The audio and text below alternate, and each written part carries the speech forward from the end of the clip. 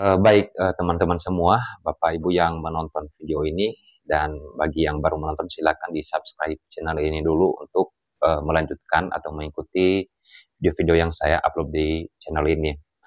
Bapak Ibu dan teman-teman semua yang beberapa hari ini menjadi pertanyaan ya, yang kemudian beberapa jam yang lalu juga ada yang bertanya kepada saya terkait dengan pelanggaran masa tenang pemilu gitu ya.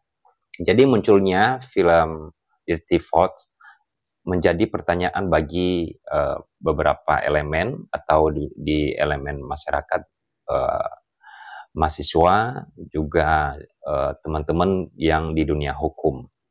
Pertanyaannya, apakah penayangan film Dirty Thoughts melanggar apa yang sudah dilarang oleh Undang-Undang Pemilu terkait dengan hal atau terkait dengan masa tenang pemilu.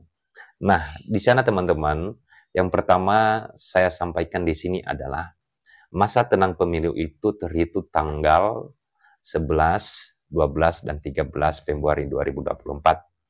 3 hari sebelum hari pemilu atau 3 hari sebelum pencoblosan, yaitu di tanggal 14 Februari 2024. Nah, di sana ada beberapa hal yang dilarang, ya, ada beberapa hal yang dilarang, di mana salah satunya nggak boleh kampanye, ya, nggak boleh kampanye, baik itu anggota DPRD, baik itu anggota DPD, baik itu anggota DPRD provinsi, anggota DPR RI, dan juga pasangan calon capres dan cawapres. Selama masa tenang, tidak boleh kampanye atau melakukan sesuatu hal yang mengarah atau memberikan sesuatu hal untuk mengarahkan seseorang dalam memilih atau memberikan suatu iming-iming kepada seseorang untuk menyoblos atau menguntungkan paslon atau para caleg tersebut.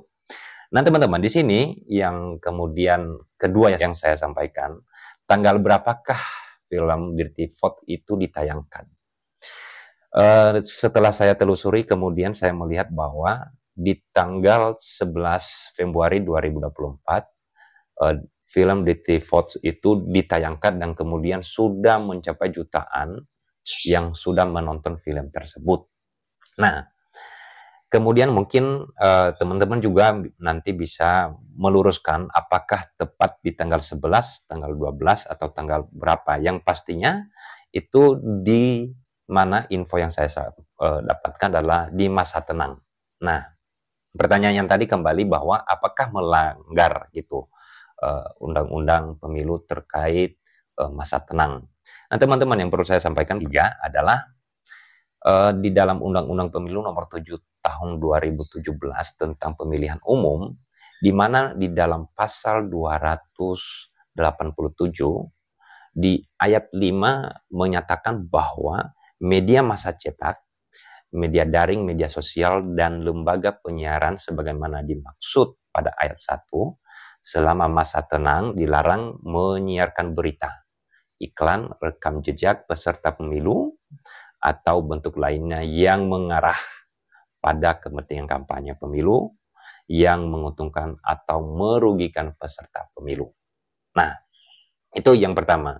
Yang kedua adalah di dalam pasal 509, setiap orang yang mengumumkan hasil survei atau jajak pendapat tentang pemilu dalam masa tenang dipidana dengan pidana kurungan paling lama 1 tahun dan denda paling banyak 12 juta rupiah.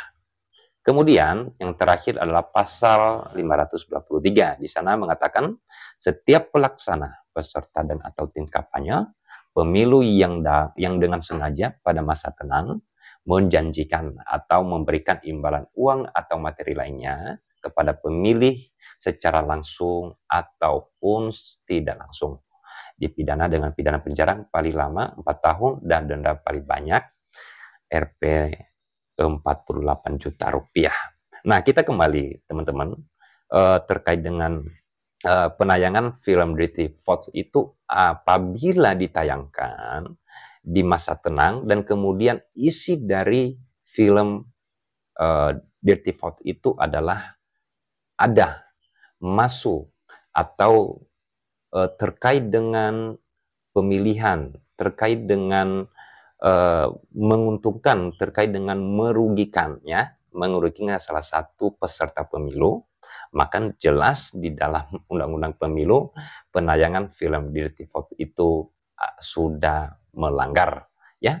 Apalagi sudah ditetapkan masa tenang pemilu itu. Dan jika isi dari film Dirty Vote itu tidak kemudian terkait dengan pemilu atau menguntungkan salah satu peserta pemilu, dengan akibatnya adalah merugikan peserta pemilu yang lain, ya pastinya tidak melanggar gitu.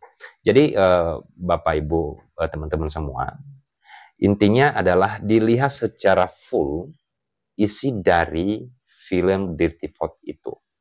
Jangan ditafsir kemudian sepotong-sepotong.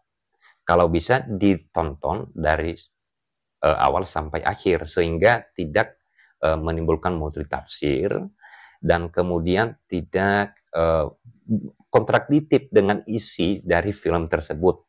Tapi jika benar itu adalah kemudian sebagaimana yang saya sebutkan tadi melanggar bunyi dari Undang-Undang Pemilu selama masa tenang, maka film tersebut sudah melanggar, kemudian ini sudah harus diproses hukum, termasuk sutradaranya, ya. Jadi itu yang menjadi jawaban dari saya, yang menjadi tanggapan dari saya, karena sudah ramai di mana-mana dan kita lihat nanti apakah akan dilakukan upaya hukum atau dilakukan pelaporan terkait dengan penayangan film Dirty Vote tersebut. Pada intinya, teman-teman harus melihat secara utuh, jangan menafsir setengah-setengah, sepotong-sepotong, biar tidak multitafsir, tidak kontradiktif dengan teman-teman yang lain. Tetap jaga pemilu dengan damai, dan ayo kita ciptakan pemilu yang damai. Terima kasih, dan kalau ada pertanyaan, silakan masukkan dalam kolom komentar. Sampai jumpa.